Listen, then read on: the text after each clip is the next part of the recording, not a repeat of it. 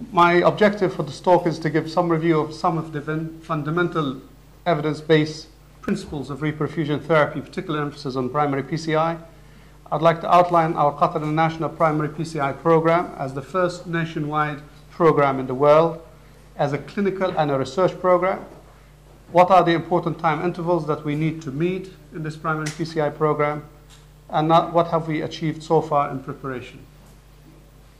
This is a famous drawing from Bronwald's textbook, with which I would disagree with some, if I'm allowed. It shows the progression of coronary artery disease from the macrophages-laden oxidized lipids all the way to the atheroma, all the way to number 5, the rupture of the plaque and myocardial infarction, and then the healing and so on. Okay, in the pathophysiology of acute coronary syndrome, the plaque pathology is very important. A stable, even though very tight plaque like this, is unlikely to ulcerate and cause myocardial infarction, not impossible. It's unlikely, even though it may cause a nasal angina. But a soft plaque like this that is likely to rupture and ulcerate is the culprit of acute coronary syndrome in general. In ST elevation myocardial infarction, a lot of research has shown early in the years that the main thrombus is an occlusive large thrombus that is fibrin-rich. And it's for this reason that thrombolytic therapy was very successful. However, as time passed, thrombolytic therapy was not the only mode of therapy. After thrombolytic therapy, we had interventional angioplasty and a combined therapy called facilitated PCI. I'm sure all of you would remember the ISIS trial. ISIS stands for the International Study of Infarct Survival, ISIS-2 trial, in which streptokinase, one of the earlier thrombolytics used, showed significant benefit to survival. But I'd like to draw your attention to something fundamental, and that is the amount of saving of lives with SK was almost the same as that of aspirin, and if you add them together, you get a cumulative effect. So not necessarily expensive things are the only things working. I'm sure you remember ISIS-1 trial was on beta blockers and myocardial infarction. Another thing that we have learned from the reperfusion thrombolysis trials is that time is extremely important. And I think a lot of this has an implication on primary PCI. If the patient presents, as the patient presents less than 2 hours, has got a survival curve much different from that of those who present more than 4 hours. And this difference will keep on for years to come. So it's not of an immediate impact only, it's of a long term.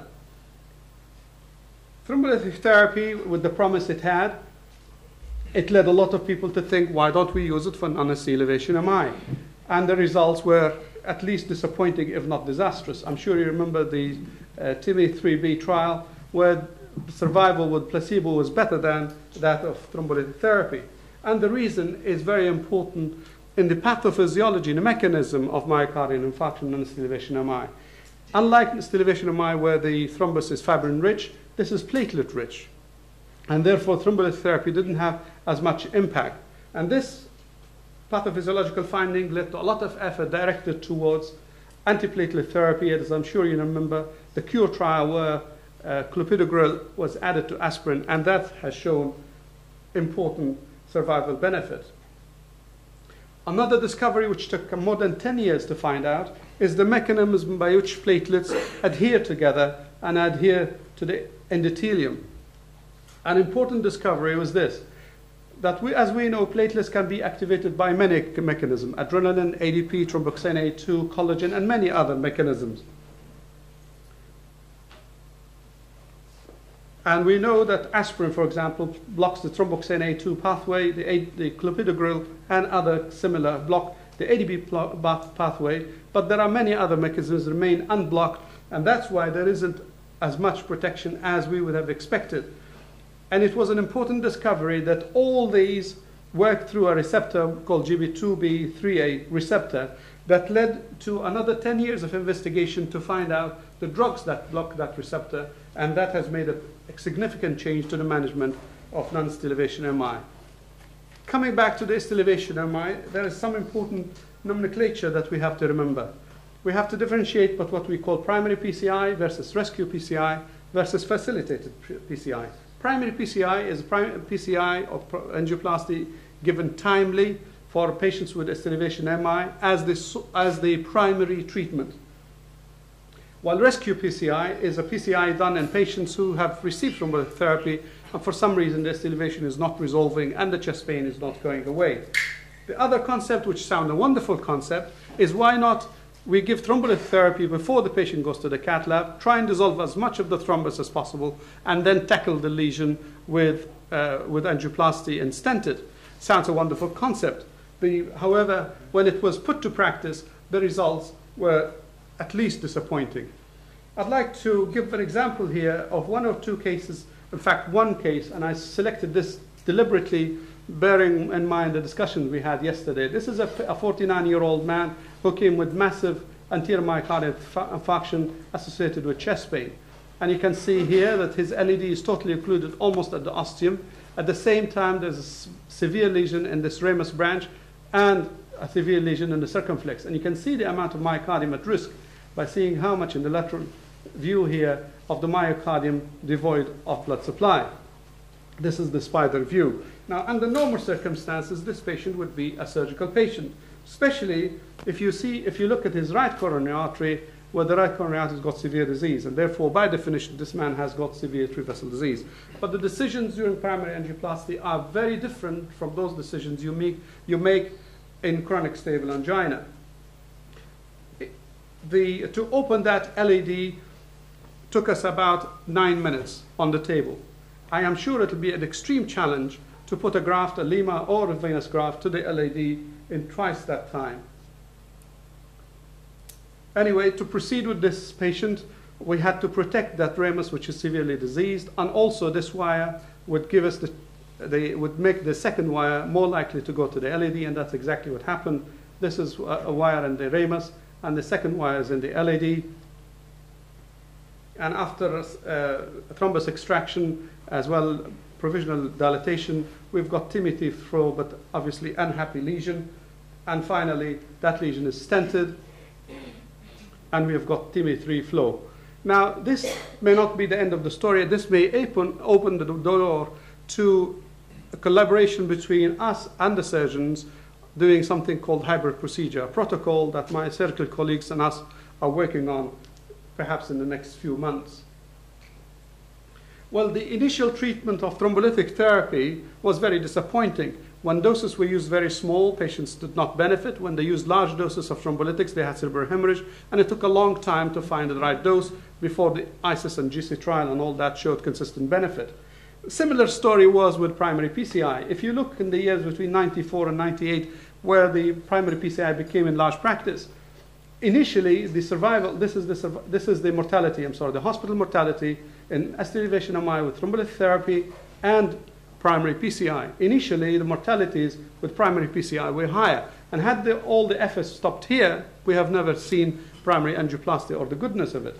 But many reasons were the cause of this bad results compared to thrombolytic therapy, simply because many patients were very critical patients, and also many times patients were taken much, much later than what we would like them to be. But as those two factors improved, we can see now, this is 98, and the curve is about the same now. The survival or the mortality with primary PCI in estivation MI is much, much better than that with thrombolytic therapy.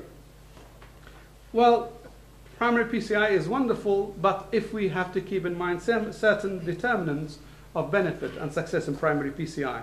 One of the most important is that we should get TIMI that is a full flow in the coronary artery that was blocked.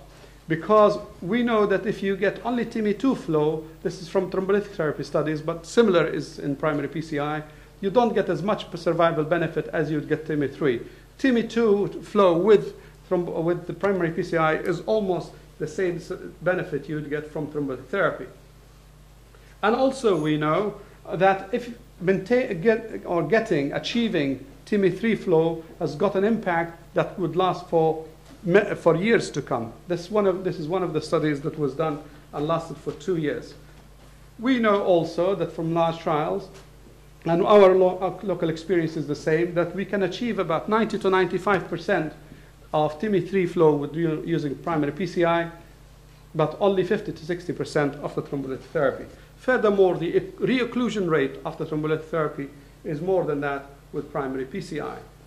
The other thing which is important to bear in mind in primary PCI is that the higher the risk is the patient, the more benefit you get to primary PCI. In this case here, in diabetics, this is a BRAC2 study, which shows that the difference between thrombolytic therapy and primary PCI in non-diabetic patients is significant, but it's not as much as when you deal with diabetic patients. So diabetic patients benefit far more than non-diabetic patients from primary PCI.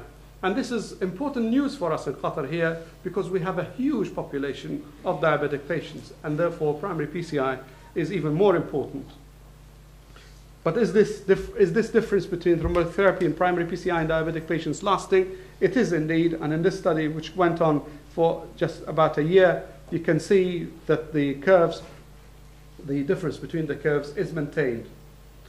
This led these authors to conclude that the higher the risk of the patients you treat, the greater the benefit from primary angioplasty compared to thrombolytic therapy. Let's come to Qatar. We call this Qatar National Primary PCI Program. And if you look at the literature, to my knowledge, there isn't a country in the world which has a nationwide. I admit that Qatar is small, but still it's nationwide. There is, however, in the literature publications about citywide primary PCI protocols, and this one was done in Montreal.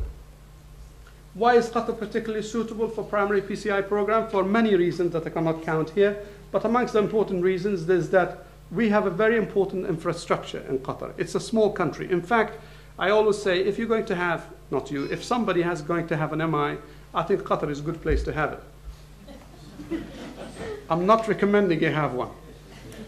Anyway, also Qatar has got a very well-established tertiary facilities, whether in the Heart Hospital, Hamad Hospital. Also, we have been involved in acute coronary angioplasty of some form or another for more than 20 years. The nationwide primary PCI program in Qatar is a very important link between clinical as well as a research program, and these will not be separated. Okay, our overall plan is this. We want to do, or we have already started, a pilot phase of about 3 months. We will train the staff, we'll make them aware of the primary angioplasty program, we'll make them aware of the time limits. We want to discover our pitfalls, and there aren't few, and we want to correct and improve all these pitfalls. Then we will start the clinical phase, where we will maintain and push on for shorter and shorter delays. We'll improve our quality of primary angioplasty, and we'll regularly audit our results. In research, in broad terms, we will establish a database that could be an important source for research and publications. And we want also to build up specific research protocols that will look into specific research ideas. Now, primary PCI continues to draw attention in research, and in just looking at the publications in the 2012, you will see that there is a lot of research being done on ECG, ST resolution after primary PCI. Now, glycoprotein classically is not advised, but there is now a revision of that thought, and there is now pre-hospital glycoprotein idea coming into primary PCI, and that could be done in research between us and the ambulance service. Markers as simple as uric acid have been found to be significant, and we have to continue looking for other markers. The optimal antithrombotic therapy for primary PCI is still under debate. Female gender is an important one, and I think there should be an emphasis area in Qatar. Whether you do complete or culprit vessel revascularization during primary PCI is another debate. Aspiration thrombectomy with its different mechanisms, and whether it's drug-eluting or bare metal stents. All these areas could be, and a lot more, could be areas for research that we can do. Another important area of research, the deadly phenomenon of no reflow. It has been rightly called the Achilles heel of primary angioplasty. Angiographically, it's defined as grade 2, less than grade 2 TIMI flow at the end of the procedure after several attempts. The incidence varies between 12 to 25% in some studies. It was 47% in the Cadillac and the PAMI trial. But if you look at the microvascular circulation, not the epicardial large vessels, if you look by imaging techniques and look at the microvascular, the incidence could be as high as 30 to 40%, and many of them are asymptomatic patients, but there is clearly something to be done here to improve long-term results. This is an example of Nori flow phenomenon. This is a patient who presented with anterior myocardial infarction. There is a severe stenotic lesion and a total occlusion of the LAD. With the wire and simple dilatation, we have achieved some form of flow, probably TIMI-3 flow. But as we are doing the procedure and stented the vessel and looked as if we have done the perfect work, you can see the vessel in front of our eyes occluding, and the occlusion is getting higher and higher in front of our eyes. This is not a pleasant experience, and I'm sure this has an impact on the long-term results for patients. Well, moving a country and moving hospitals from non-primary PCI to a primary PCI culture is a huge task, and we have already started doing that. We've started working with the ambulance service, we started working with the emergency service in Hamad Hospital, in our hospital, and in the cath lab. And I'd like, before I point out what we have done so far, just to point out what are the times we're talking about. When the patient has chest pain, there's an interval before that patient meets the doctor. It's called first medical contact, or comes to the emergency department. And there's an interval before he goes to the cath lab, and then there's an interval before the balloon is inflated.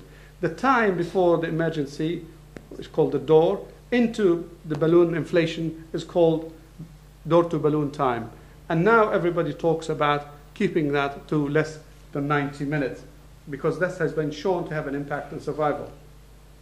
So there is a strong relationship between the balloon, door to balloon time, to hospital mortality. For example, if it is less than 90 minutes, you have a mortality of about 3%. But if the time door to balloon is more than 150 minutes, the mortality could be more than double that. Okay, well, let's look at the mechanism of patients coming with chest pain in Qatar. Before we moved to the heart hospital, all the patients came to the emergency room in Hamad Hospital. And from there, we took them to the cath lab, which is very nearby. And that was an easy life. All what you had to do is to work on all this. But now having moved to the heart hospital, the issue has become very complex. These patients come to Hamad Hospital ER, and then we have to transport them to the heart hospital, to the cath lab, and beat the 90 minutes limit. What have we done so far? First of all, we have now made a lot of work with the ambulance service, including reading the ECG on the ambulance and diagnosing and identifying ST elevation MI. So these patients will not come to Hamad Hospital. They will go straight, they'll come here straight to the heart hospital. Also, patients who are coming from other hospitals or from Hamad Hospital will come directly to the heart hospital. We have also worked on those patients who continue to come to the Hamad Hospital and make the transfer from Hamad Hospital to our hospital as fast as possible. This being done with training of the hospital professionals, the ER, the chest pain unit, the cath lab. We have initiated simple, robust, clear protocols that are easy to understand, and we have now in plan to have the core staff for primary angioplasty in the hospital. Our first target is like everybody else in the world, 90 minutes, but I think we should aim for 60 minutes in some due course. Some of the things that we have also done to improve the ST elevation MI identification and transfer to cath lab. In the past, when patients come to the ER with different diagnoses, a typical chest pain, atrial fibrillation, whatever it is, are mixed with those of ST elevation MI. And quite often, doctors and nurses would deal with all these and then come to the ST elevation MI. We have now tagged the ST elevation MI as a priority in the ER. Not that we'll ignore these patients will get their due treatment, but ST elevation MI is immediately tagged and a red flag is raised. Before, there was a slow clerical process of registration in the nurses, in the stations and so on. The nurses take long procedures, maybe because of the GSI and all that. Many of us have ordered unnecessary tests like chest X-ray, and worse, many times we waited for those results before we got those patients transferred. Medications also had to be taken from pharmacy, like Plavix in the past. We have changed all that. Now we have pre-packed boxes from primary PCI where everything the patient needs is in one box. The forms are pre-filled. There are no and more unnecessary tests, only 4 tests to be done, and the results should not be awaited. And now we have an on-site medication, so the patient will get his Plavix immediately. I know that aspirin is a must. Clopidogrel is also a must in primary angioplasty, and to be continued if a stent is placed, and also if there's elevation MI, even without a stent. And we know that loading dose of 600 milligrams is superior to 300 milligrams from studies like the current OASIS and the Horizons, and therefore now we have adopted 600 milligrams. Furthermore, we know also that clopidogrel, when given to patients, will take quite some time to get its optimal effect, sometimes more than 8 hours. And there has been recently the introduction of a new medication, a new antiplatelet medication called Prasugrel, which is a new thiopyridine. It's much faster acting, and therefore we now got it in the formulary, and that will be the drug that we use in patients who have not been on Plavix before. We'll obviously caution in patients who are more than 75 and with those with previous stroke. This is the box that we were talking about. Everything is packed in the box, and everything is displayed out. So the nurse doesn't need to go to different corners of the room or the emergency room to get all the medication, all the pieces she needs. Also, in that box there will be the assessment form, the consent form, the order sheet, and the medications, all ready without much waste of time. In terms of communication and order of transfer, before it used to be from the specialist in the ER to the specialist cardiologist. The specialist cardiologist will ring the consultant cardiologist, then they will inform the cath lab. There are random numbers they have to ring, and many times they're busy or not answering. At last, the patient is transferred. Clearly, that is not acceptable in primary PCI arena. We have now made it possible for anybody who identifies chest elevation MI to immediately order the transfer to the cath lab. We have a dedicated phone line that is solely for primary PCI, no other phone calls, and the transfer is much faster. And with regard to the ambulance, which is transferring the patient, we have before, the ambulance was to be drawn from a pool. From the whole country, you ring the ambulance service and they'll send you an ambulance. This ambulance could be 5 miles away, could be 3 miles away, and from the National Command Center. You have to take a lot of discussion with the National Command Center to convince them that primary PCI is as important as many other things. The priority was quite often random, and therefore there was inevitable delay. Now we have dedicated ambulance for primary PCI stationed in the heart hospital for the transfer of primary PCI primarily. We're requesting 2 more ambulances to be around. There is now autonomy. We can order the ambulance to move. The National Command Center has only to be informed, not to wait for approval, and ST elevation MI is clearly a priority. We have now also organized our teams, and the teams are ready to go. The team will consist of, this is a 24/7, 24 hours, 7 days a week, all year round. It consists of a cardiologist specialist on call, an anesthesia specialist on call, and a consultant interventional cardiologist on call. I must point out, these are not the people who are on call for heart failure and everything else. These are dedicated for primary PCI. The cath lab staff will consist of 2 nurses, 1 technician, and 1 nursing aide. We will also have a backup team that will be a consultant cardiac anesthetist, a consultant cardiac surgeon, and a perfusionist technician to be called when needed. As I said, we have now a central number. There will be soon wireless transmission of the ECG to the central number and to the mobile of the consultant. So there's an immediate decision to transfer the patient to the cath lab.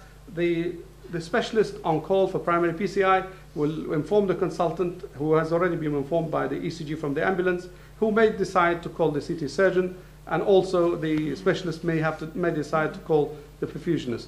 The nurse in charge will activate and make sure the cath lab staff come to the cath lab quickly.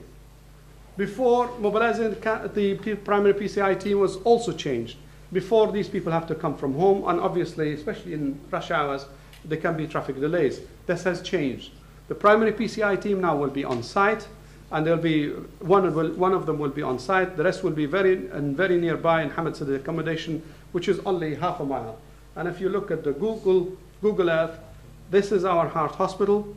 This is Hamad City. The residence where the accommodation is going to be is here, and the distance between there and the heart hospital is exactly half a mile. Is this giving results? It is indeed giving results, and we are following everything. We're following the patient comes, the patient is handed over, when the nurse was informed, when the patient is transferred.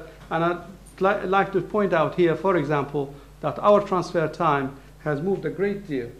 In this, for example, in this patient for cath lab, total transfer time was 27 minutes. So now we have moved from transfer time from 86 minutes in November, December, to 51 minutes now in February, and from a door-to-balloon time of 117 minutes before to 72 minutes. And I am sure we can get much better than that. If you forget, everybody concentrates, and if you look at literature, everybody concentrates on the door-to-balloon time. But I'd like to say that the ischemia does not start when the patient comes to the emergency room. The ischemia starts when the patient gets chest pain. And unfortunately, this part of the time has not had enough attention in the literature. And I believe it's as important. Although the studies which looked into this have not shown concrete results as to the relationship between the time delay here and the survival, as it has done in the door-to-balloon time, I think this time is very important and should be looked at. There are, however, a couple of studies which have shown that delay is an important thing from early presentation to late presentation. If you look at those patients who present early, and the door-to-balloon time is less than 90 minutes, the one-year mortality is 1.9.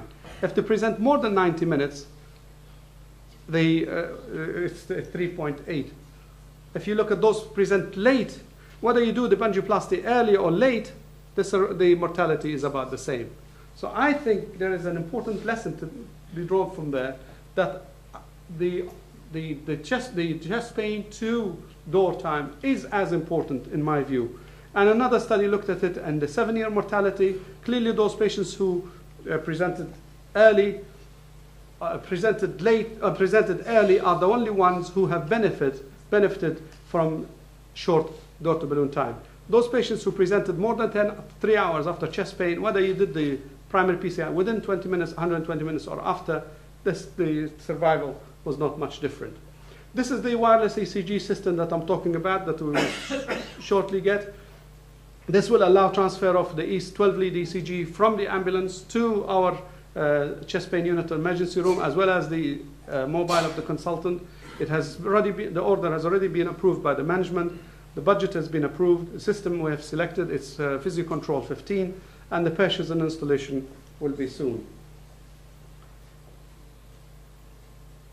With all this, I'd like to thank very much all my consultant colleagues, all the specialists, all the nurses, all the administrative staff, the ER, the ambulance staff, who have made all this possible.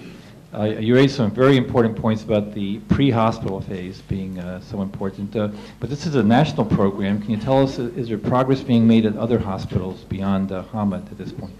I think this is a very important point. National awareness program is on the protocol. That means making patients aware. Many patients come late because they think it's indigestion, as I'm sure you know, it happens everywhere. Physicians have to be aware of the crucial element of time. Private clinics, primary health centers, the ambulance service, all this. I think if you improve all that, then we can guarantee a better chest pain to door time as well as door to balloon time. And I think that will be a double impact on survival. Thank you. Question also from Professor Taggart. Thank you. I very much enjoyed that talk. Thank you. Questions. What percentage of the population in Qatar Thank you. What percentage of the population in Qatar live within an hour's road distance from this hospital? And secondly, can you briefly tell me, is there evidence that the no reflow phenomenon is related to the time of ischemia, or does it act independently of that? Thanks. Okay. The first question, if you look at Qatar, about 50% or more of the population is around Doha. More than that. About 80%, isn't it? 80%.